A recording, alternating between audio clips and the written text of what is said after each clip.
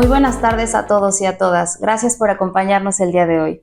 Para mí es un gusto que estén con nosotros en una edición más de Alzheimer Aprende y Actúa. Este es un evento gratuito que está enfocado en cambiar la perspectiva del envejecimiento, así como orientar, sensibilizar y concientizar a cuidadores, público en general que estén interesados en el Alzheimer y las demencias. A nombre de la Federación Mexicana de Alzheimer, Alzheimer Iberoamérica y Alzheimer México IAP, les doy la más cordial bienvenida. Mi nombre es Amari Coronel y el día de hoy tenemos a un invitado muy especial con nosotros, el doctor Raúl Hernán Medina. Muchas gracias por acompañarnos, doctor. Es un placer para mí estar con usted.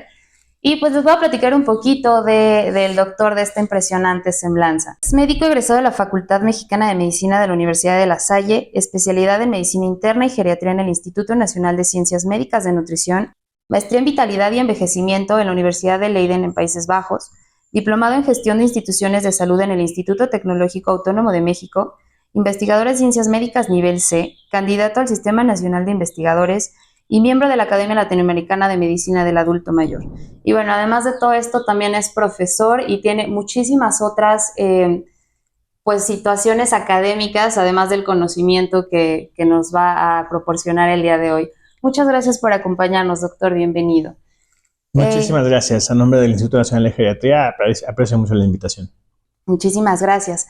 Y pues bueno, hoy vamos a platicar un poquito de la reserva cognitiva y el estilo de vida de las personas. Contrario a lo que muchas personas piensan, la calidad de vida y el estilo de vida son cosas completamente diferentes que tienen mucho que ver entre sí. Cuando nosotros hablamos del estilo de vida, hablamos mucho de qué es lo que hace una persona día con día. Las decisiones que toma, si hace ejercicio, si fuma, si bebe, incluso la socialización que tiene con su entorno. Todo esto forma parte del estilo de vida y está sumamente ligado también a nuestra reserva cognitiva. ¿Es así, doctor? Es correcto. Muy bien, y estos factores también son modificables, que es lo más importante. Nosotros nunca tenemos el mismo estilo de vida y conforme nosotros vamos creciendo y nuestro entorno va cambiando, pues también van cambiando estos factores. ¿Cómo afectan estos factores modificables al estilo de vida en el contexto de la prevención de las demencias?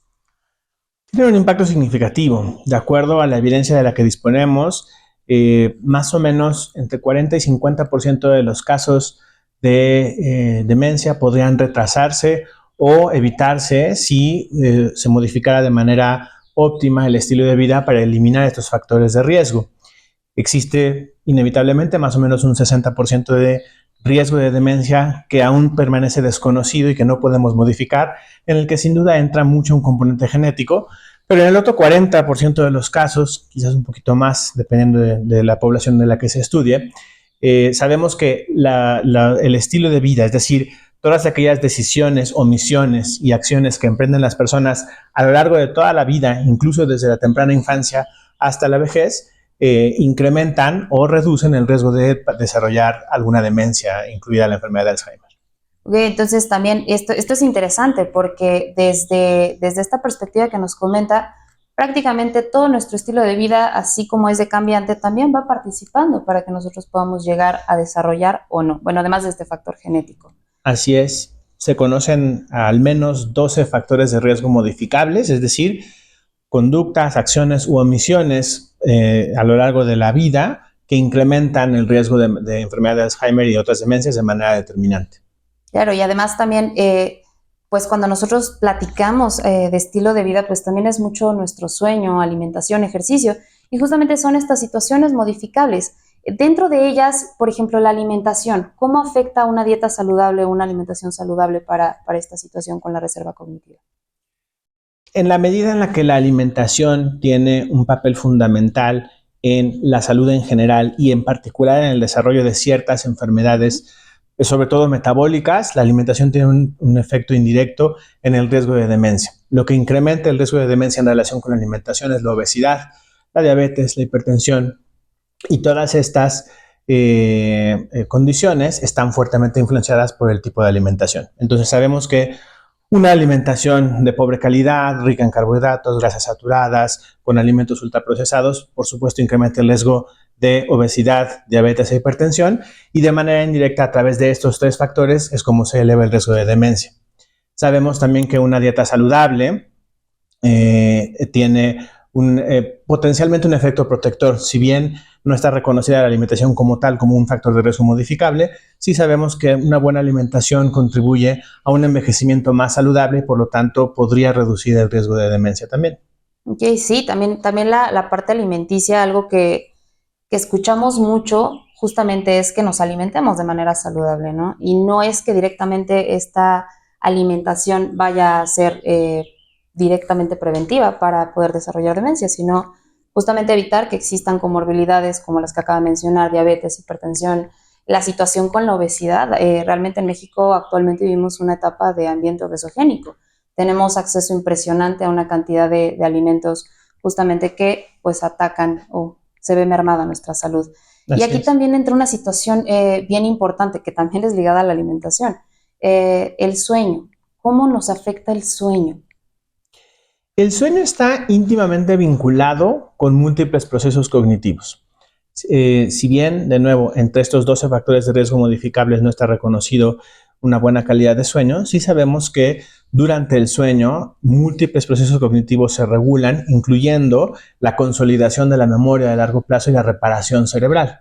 Entonces, por supuesto que un sueño de buena calidad es importante para mantener una buena reserva cognitiva y tiene un papel fundamental en la salud mental en general, no solo en cognición y demencia, sino en general en una gran cantidad de cuestiones de salud mental e incluso enfermedades neurodegenerativas. Sabemos que, por ejemplo, en otros grupos de enfermedades neurodegenerativas, algunos trastornos del sueño suelen ser precursores a la aparición de los primeros síntomas. Okay. Entonces esto por ahí nos dicen en redes sociales que dormir 4 horas diarias es saludable, es una mentira. Es pésimo, sí, totalmente. Un pobre sueño nos hace tener pocas horas de sueño y de mala calidad, reduce nuestra capacidad para estar atentos, reduce nuestra velocidad de respuesta, impide la consolidación de nuestra memoria y nos hace en general rendir de manera más pobre a lo largo de todo el día.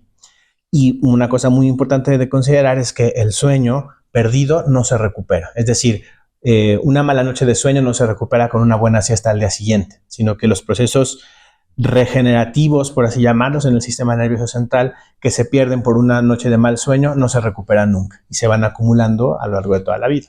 Claro, entonces generalmente decimos nosotros, voy a recuperar un poquito de sueño el fin de semana, pues esto es un mito. Y pues sí, también decía esta parte que es ligado a la alimentación, porque también tiene mucho que ver con nuestro apetito, con la regulación del apetito, con las cosas que nuestro cuerpo nos pide. Entonces aquí ya tenemos 2 factores que van ligados también a nuestra reserva cognitiva. Y pues bueno, ya que estamos hablando de esta reserva cognitiva y los ambientes en los que nos encontramos, algo también importantísimo es el estrés, ¿no? El estrés, ¿qué tanto afecta? En la medida en la que el estrés deteriora la salud mental en general y contribuye al desarrollo de diagnósticos o trastornos específicos del estado de ánimo o del afecto y de ansiedad, es un factor que deteriora, sí, la salud mental y puede comprometer la reserva cognitiva. Entonces, estar estresado todo el tiempo también malísimo para la salud. Es correcto. Muy bien, entonces ya es sueño, estrés, y si nos damos cuenta, justamente todos estos factores que nos platicas son cosas a las que nos enfrentamos día con día, y a veces ni siquiera nos damos cuenta que pues forman parte de este estilo de vida que se ve afectado. Y bueno, otra cosa que también, y esto sí es una pregunta muy regular que recibimos, ¿qué tanto impacto tiene la socialización? Es fundamental, particularmente en la vejez. Se estima que del 40% de riesgo atribuible de demencia por factores modificables, del que hablaba hace unos minutos, el 4% de eso corresponde al aislamiento social. Es decir, si nosotros pudiéramos evitar por completo el aislamiento social, podríamos reducir en 4% la prevalencia y la incidencia de demencia en nuestra sociedad. Y esto es particularmente importante en la vejez, en la edad avanzada. El aislamiento en la vejez contribuye a una pérdida de estimulación cognitiva, contribuye a una falta de socialización, contribuye a empeorar el estado de ánimo, contribuye a generar patrones poco saludables y a través de diversos mecanismos afecta de manera general la salud. Se ha demostrado que el aislamiento social no solamente incrementa el riesgo de demencia, sino que también incrementa, por ejemplo, el riesgo cardiovascular, el riesgo de morir de un infarto, de tener un evento vascular cerebral. Sin duda es uno de los grandes retos que enfrentamos hoy en día, puesto que cada vez son más comunes los hogares unipersonales de personas mayores. Entonces, desde el punto de vista social, quizás el reto más importante en términos de demencia, pero también de salud en general, es reducir el aislamiento social. Y es que el aislamiento social, como bien mencionan las personas mayores, es un factor, híjole, a veces impresionante, que tenemos personas mayores que viven solas, aisladas, y justamente por todos estos factores de riesgo, y bueno, además también las ciudades que a veces no son aptas para personas mayores, pues suelen quedarse aislados en casa. Entonces, con este aislamiento ya no solamente estamos hablando de situación de sueño o de estrés, sino de la importancia de continuar con esta convivencia social, que creo que fue algo que nos pasó mucho a todos ahora con el COVID, ¿no? Cuando terminamos encerrados y ya nos surgía salir.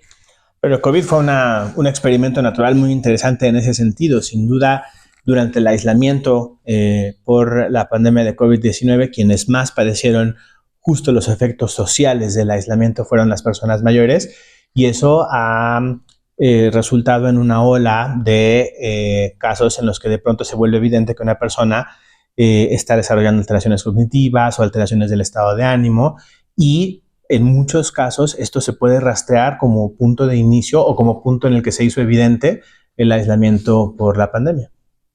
Es fuertísimo, justamente como mencionamos, un experimento natural que nos hizo comprender también el impacto que tiene pues la convivencia y no solamente el resto de los factores de riesgo que hemos estado platicando.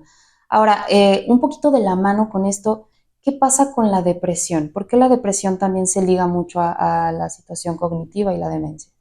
La depresión es otro factor de riesgo fundamental en la demencia, más o menos en términos cuantitativos igual de importante que el aislamiento social. Más o menos 4% del riesgo atribuible de demencia es debido a depresión. Entonces, y los mecanismos para esto aún no están del todo comprendidos. Sabemos que hay una relación muy fuerte epidemiológica entre ambas enfermedades. Suelen coexistir, suele ser muy frecuente que las personas con demencia desarrollen depresión, pero también hay un fenómeno muy interesante observado en diversos estudios epidemiológicos que sugiere que muchos casos de demencia vienen precedidos por un primer episodio de depresión. Es decir, particularmente aquellas personas que por primera vez en la vida desarrollan el primer episodio de depresión en la vejez son las que están en el mayor riesgo de desarrollar demencia de manera subsecuente. Los mecanismos, insisto, para esto aún no son del todo bien comprendidos, pero sí sabemos que hay una asociación y muy probablemente bidireccional, es decir, la depresión aumenta el riesgo de demencia y la demencia aumenta el riesgo de depresión. Entonces ya es depresión, ansiedad, todo esto que hemos estado platicando no solamente en situación alimenticia o incluso actividad física o el propio sueño, también me llama mucho la atención pues la importancia de la salud mental en general. Algo que también es pues justamente un paradigma muy fuerte dentro del envejecimiento es el aislamiento y la soledad, esta depresión o melancolía con la que a veces se pinta la imagen de una persona mayor. Y pues justamente creo que también es importantísimo platicar de no normalizar este tipo pues de situaciones como la depresión, la ansiedad, que la persona se sienta de esta manera en aislamiento, porque pues es un factor de riesgo bastante fuerte que en muchas ocasiones es normalizado. Y tendemos a pensar en la salud mental como un conjunto de elementos separados y diversos. O sea, pensamos, lo menciona usted, en términos de depresión por un lado, estrés por otro, ansiedad, problemas de sueño, demencia, pero en realidad de lo que estamos hablando es de múltiples fenómenos que afectan al mismo órgano. La salud mental es finalmente la salud cerebral. Entonces, cuando hablamos de todas las cosas que pueden impactar de manera directa o indirecta en la salud mental, de lo que estamos hablando es de todas las cosas que afectan al cerebro, que es el asiento de estas funciones. Entonces, es imposible pensarlas, sobre todo cuando hablamos de asumir o de reducir riesgos y de pensar en intervenciones para mejorar. Es imposible considerarlas por separado, porque todas al final de cuentas tienen un sustrato y convergencia en el cerebro. Entonces tenemos que comenzar a pensar más bien en el concepto de salud cerebral, de hacer lo que es mejor para nuestro cerebro, que en muchas ocasiones es lo mismo que es lo bueno para nuestro corazón, por ejemplo, pero sí tenemos que comenzar a entender la salud mental, o como yo la llamo, la salud cerebral, desde una perspectiva más holística o más integral, que nos permite entender que todos estos pequeños o todos estos distintos factores están estrechamente vinculados, ¿no? No es nada más por un lado ansiedad o estrés, ni por otro depresión, ni por otro mal sueño, sino que todo tiene que convergencia en la salud cerebral. Es un conjunto completo, es uno con el todo, ¿no? Cuando llegan las personas, a veces cuidadores o hijos de padres o familiares que tienen demencia, lo primero que preguntan es, ¿me va a dar demencia a mí también? Y claro, por este factor genético que menciona. Pero aquí el que sea uno con el todo, que ya no solamente estamos hablando de tu salud mental, sino todos estos pequeños factores que nosotros podemos modificar día con día, tomar en cuenta para poder eliminar o al menos quitar de este checklist estos factores de riesgo para padecer demencia. Entonces, realmente el porcentaje de pues genético es mínimo, ¿no? Bueno, si lo ponemos en comparación con todo esto que nos platica. Sí, digamos, los casos verdaderamente hereditarios de demencia son súper escasos, son súper raros. Dependiendo de la población que estemos estudiando, entre 1 y no más del 5% de los casos de demencia en todo el mundo son debidos a enfermedades genéticas hereditarias. Existen formas, por ejemplo, de enfermedad de Alzheimer hereditaria, pero son la proporción más pequeña de los casos. Insisto, no más del 5% de los casos. En la mayor parte de los casos pesa mucho más los factores de riesgo modificables que la herencia genética como tal. Es que esto es algo que todos deberíamos conocer y saber y aplicar, sobre todo en nuestra vida. Me gustaría regresarme un poquito a lo que hemos estado platicando, que también es un mito muy común que encontramos en la perspectiva del envejecimiento, que justamente son las comorbilidades como la diabetes o la hipertensión, que es sumamente normalizado dentro de la sociedad que una persona de 80, 90 años debe tener hipertensión o debe tener diabetes, cuando la realidad es que eso no es natural para el cuerpo. ¿Qué pasa con estas dos comorbilidades y qué relación tienen también con la demencia? Habría que entender cómo se comportan algunos cambios asociados al envejecimiento para explicar que sí es cierto que la hipertensión y la diabetes se asocian al envejecimiento en el sentido que son numéricamente más frecuentes en la edad media de la vida y en la vejez que en la etapa más de juventud. Pero eso en efecto no quiere decir que sea normal vivir con hipertensión o vivir con diabetes en la vejez. Conforme envejecemos, las arterias se endurecen debido a los procesos degenerativos y eso tiende a incrementar un poco la presión arterial, pero idealmente no debería modificarse, digamos, de manera sustancial. Y lo mismo sucede con los procesos de regulación de la glucosa y la sensibilidad a la insulina con el envejecimiento.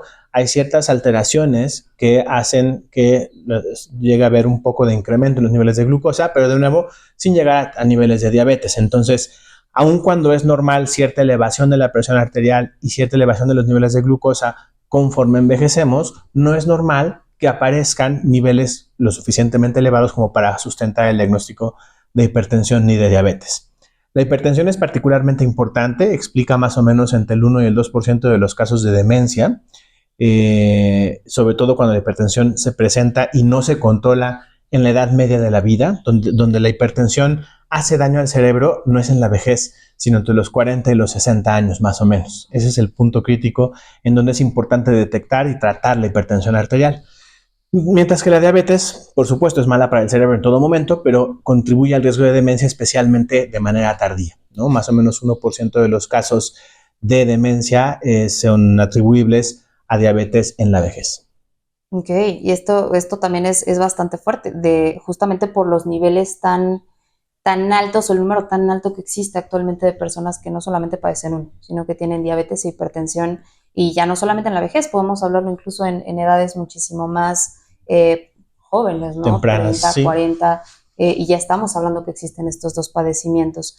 Pues ahorita ya tocamos varios puntos justamente que son, si bien a lo mejor no modificables al 100%, pues sí podemos nosotros influir con nuestras decisiones y estilo de vida de manera constante. Ahora, ya que nosotros estamos platicando de todo esto, ¿qué es lo que usted podría decirnos para poder, pues justamente tener este cuidado constante para, si bien no evitar, mínimo disminuir estos factores de riesgo para demencia?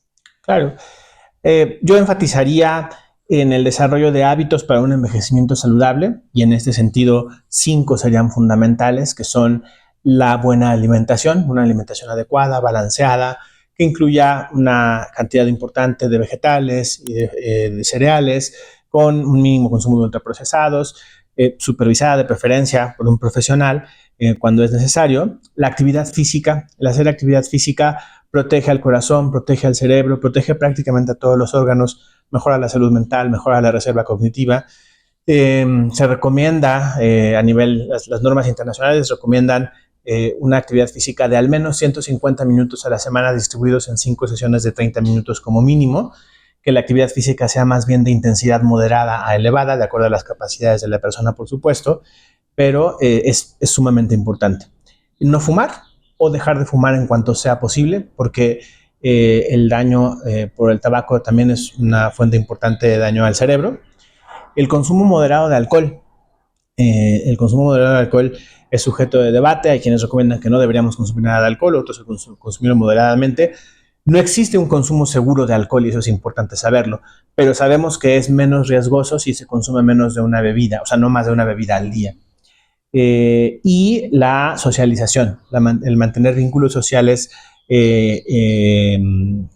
positivos y enriquecedores también resulta fundamental. Eso como estrategias de envejecimiento saludable en general, pero en particular en la demencia habría que añadir algunas otras muy importantes, porque las dejamos a veces de lado y son cruciales. Uno, combatir la baja escolaridad. Es fundamental mantener a las infancias en la trayectoria escolar tanto como sea posible, porque la escolarización, la educación, protege contra la demencia, pero protege más cuando se hace, cuando debe hacerse. Es decir, el que una persona llegue a tener una educación media superior o superior es mucho mejor o protege más al cerebro si lo hace en los tiempos socialmente apropiados, temprano en la vida, que si lo hace más tardíamente. Entonces, fomentar el acceso a la educación es crucial. Otra, evitar la pérdida auditiva o combatir la pérdida auditiva. El déficit auditivo es uno de los factores que más contribuyen al desarrollo de demencia, y esto es algo que recientemente ha ganado notoriedad. Hay ya varios estudios epidemiológicos que sugieren que la mala audición puede contribuir hasta con un 7% del riesgo de demencia, y también está demostrándose en algunas cohortes que la adaptación temprana de auxiliares auditivos puede reducir el riesgo de demencia. Entonces, es importante proteger los oídos, ¿no?, para evitar la pérdida auditiva, pero también detectarla tempranamente y hacer todo lo posible por adaptar esta pérdida auditiva en la medida de lo posible. Otra, evitar el trauma craneal repetitivo.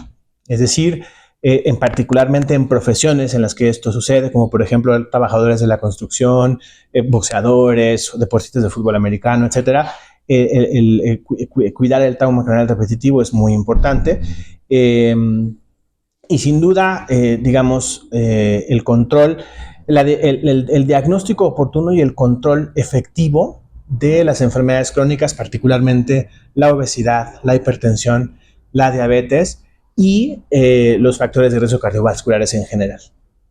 Es que es un mundo todo esto que nos platica, y justamente como lo menciona ahorita, puede parecer que estamos hablando de factores a veces interminables, ¿no? Pero la realidad es, este resumen que nos comenta es alimentarse bien, hacer ejercicio, y otra cosa que también mencionó, y esto es importantísimo, menciona que la escolaridad, la baja escolaridad, que es adecuado darla desde un principio. Pero ahora, ¿qué pasa con todas estas personas que, si bien no tienen una escolaridad avanzada, llegando a la vejez de plano no existe algún tipo de incentivación o no hay pues algo que tenga que ver justamente con la educación, enseñanza y este aprendizaje continuo?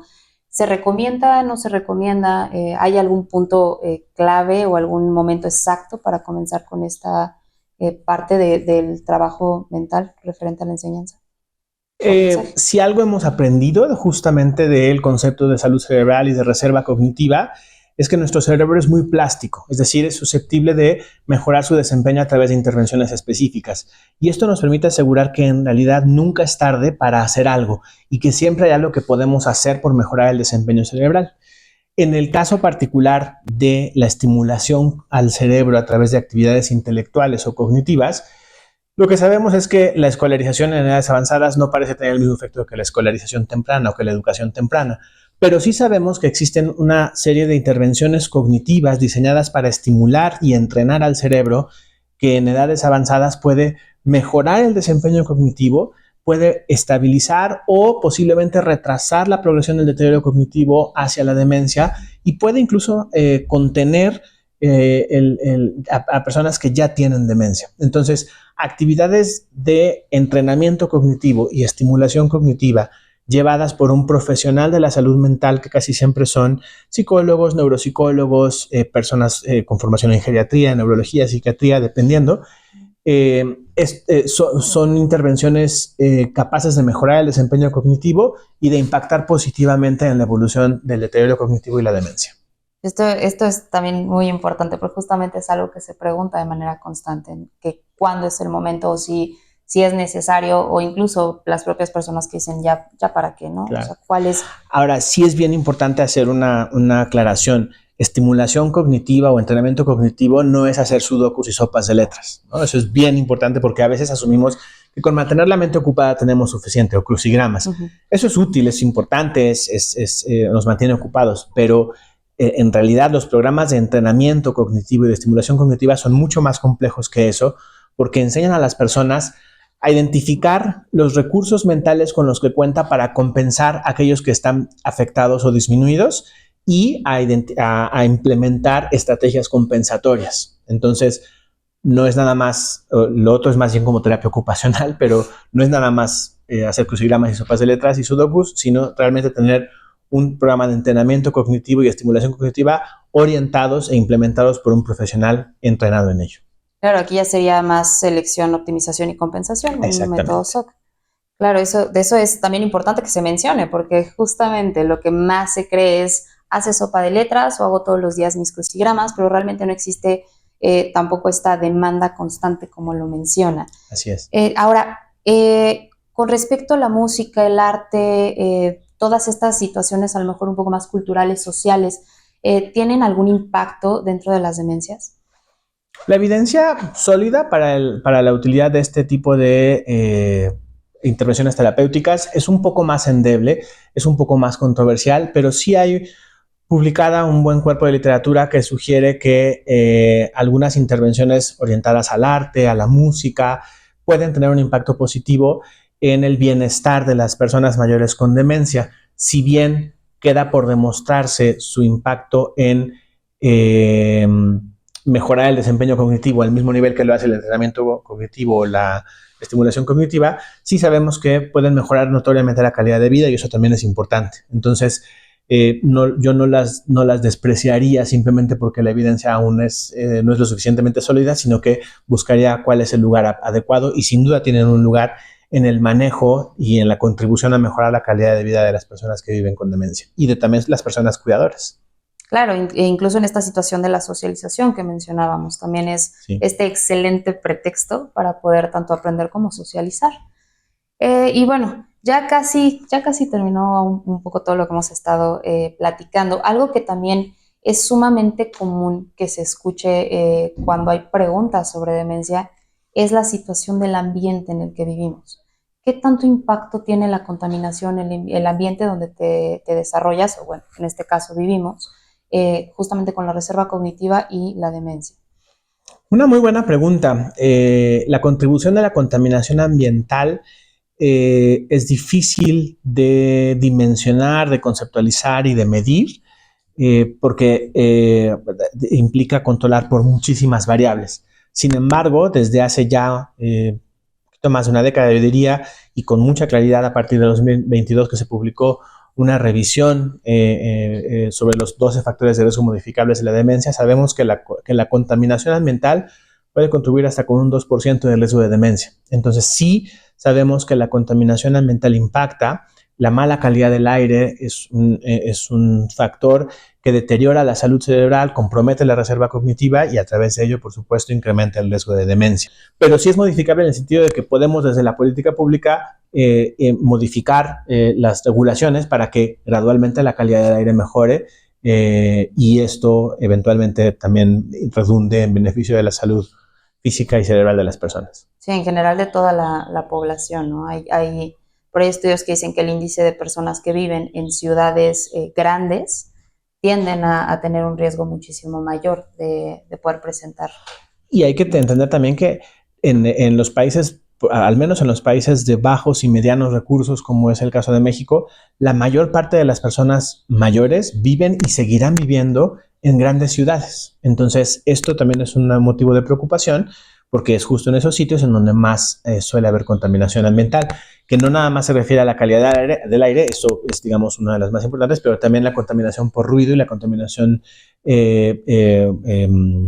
visual, exacto, es relevante, ¿no?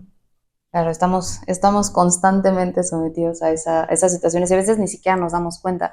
Y no nos damos cuenta tampoco cómo este ambiente impacta en muchos de los factores, pues sí, bien modificables, como la alimentación y todo lo que tenemos constantemente a la mano para comer, la situación del sueño, ¿no? Nos hemos acostumbrado en las grandes ciudades a dormir con la luz pasando el periférico enfrente de nuestro departamento. O sea, son muchas situaciones que a nivel ambiental también afectan. Sin embargo, por todo lo que hemos platicado, pues es importante reconocer que si bien hay una parte ambiental y del contexto social en el que vivimos, pues mucho también nos corresponde a nosotros poder comenzar a hacer algo, a formar estas pautas para el cambio del estilo de vida. Ahora, ¿usted cuál cree que son las intervenciones más efectivas que pueden pues implementarse ya a nivel comunitario para poder proteger la reserva cognitiva de la población en general? Hay una diversidad de intervenciones y de acciones desde la salud pública, tanto de promoción de la salud como de prevención. Yo, en términos de costo-efectividad, sobre todo, me orientaría sobre todo a promover la actividad física. De verdad,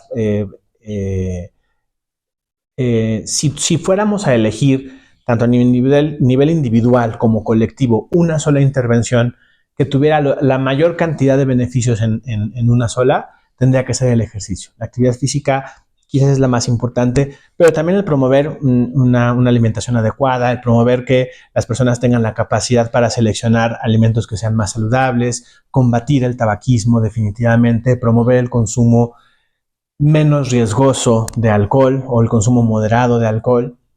Esas serían quizás de las intervenciones más importantes, pero también y esto lo tenemos en el Instituto Nacional de Geriatría, hemos trabajado un plan nacional de Alzheimer que ya está en su segunda edición. En este año se publicó en conjunto con las asociaciones civiles que tienen que ver con el trabajo en torno a demencias y enfermedad de Alzheimer. Y en este plan, justamente una de las cosas que mencionamos es que es importante que desde el sistema de salud se proporcione estrategias para diagnosticar y atender apropiadamente a las personas que comienzan a tener deterioro cognitivo, pero al mismo tiempo que comencemos a trabajar en apoyar a las personas cuidadoras y en desarrollar sistemas de cuidados de largo plazo, porque finalmente los casos van a seguir presentándose y hay que atenderlos. Eliminar el estigma también resulta muy importante, que educar a la población en general para entender que a veces una persona mayor que está agitada o inquieta en un espacio público no necesariamente es porque sea terca o necia o agresiva, sino porque a lo mejor tiene un problema de deterioro cognitivo, de demencia que requiere cierta atención e intervención, y fomentar, por supuesto, el desarrollo de investigación e innovación en torno a el diagnóstico, el tratamiento y la rehabilitación de las demencias y de las estrategias de salud pública para mejorarlas.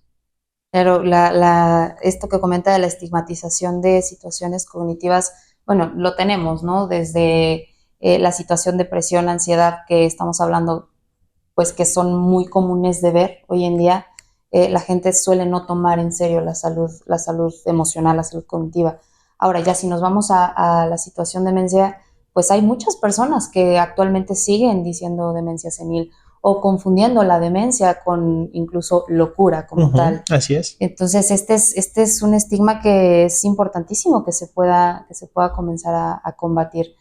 Pues muchísimas gracias por todo lo que nos comparte el día de hoy. Creo que nos quedan también por ahí muchas preguntas en el tintero, pero pues el tiempo nos apremia.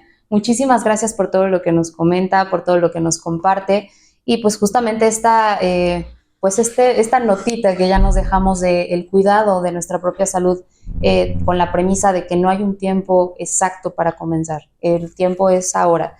Y lo que yo siempre he dicho es justamente que va de pequeñas decisiones. A lo mejor la actividad física no quiere decir que me vaya a correr un maratón ahorita, el de los 5 kilómetros, ¿no? Pero sí puedo decidir a lo mejor caminar una cuadra más, dar una vuelta al parque y después ir aumentando pues este tipo de actividades que también impactan en mi salud. Lo mismo con la alimentación o incluso las horas de sueño que podemos tener. Pues muchísimas gracias por todo, gracias por acompañarnos. A todos ustedes me da muchísimo gusto que nos puedan estar viendo, que nos acompañen en una edición más de Alzheimer Aprende y Actúa. Nos vemos en las siguientes charlas. Los invito a que visiten nuestras redes sociales, nuestra página alzheimeraprendeYactúa.mx y pues Alzheimer México y Alzheimer Aprende y Actúa. Muchísimas gracias por estar con nosotros el día de hoy. Gracias, doctor. Un placer.